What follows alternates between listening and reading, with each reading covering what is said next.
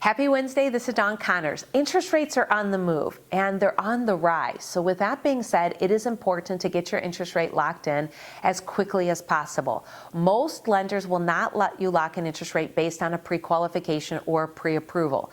The reason for this is because it's uncertain if you're going to find and get an offer accepted or the timeline that it's going to take you to find a house. It might take you 1 month or 1 week, and it might take you 6 months. So with that being said, typically when you're pre-approved on the interest rate at the time of the interest rates at that time.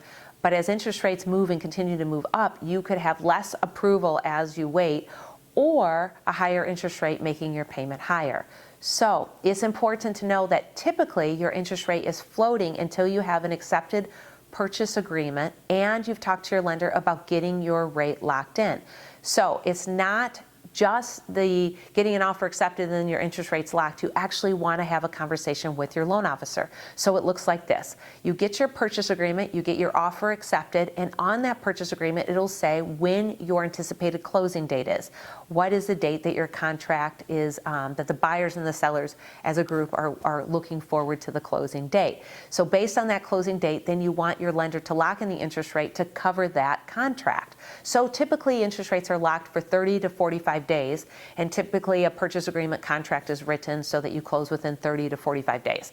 So if you have 30 days in your contract, then a 30-day lock should be just fine. And if you have 45 days, potentially we either need to lock for 45 days or talk to all parties and see if they're willing to close within the 30-day period of time.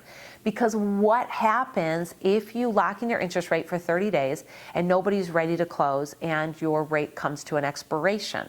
Well, it will cost you money to extend the lock for that extra 15 days, or you'd let the rate expire and then have to relock the interest rate at the current market rates.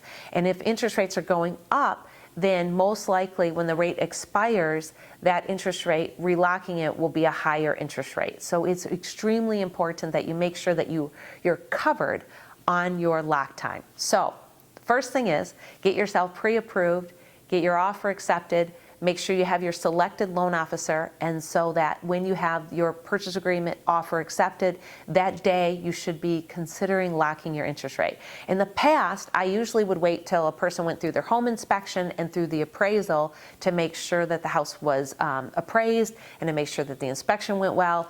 But in the high risky environment where interest rates are moving up, it's better just to take the risk and to lock the interest rate as soon as the offer is accepted. And if the house falls through, then the rate lock will come to an expiration and you'll be looking for another house and be looking with the floating interest rate again. So I hope this helps. I think the most important thing for real estate agents and for clients is that as soon as you have your offer accepted, get that in front of your loan officer and have them look to lock in your interest rate that day or within 24 hours. This is Dawn Connors at Mortgage One, providing you fantastic mortgage solutions.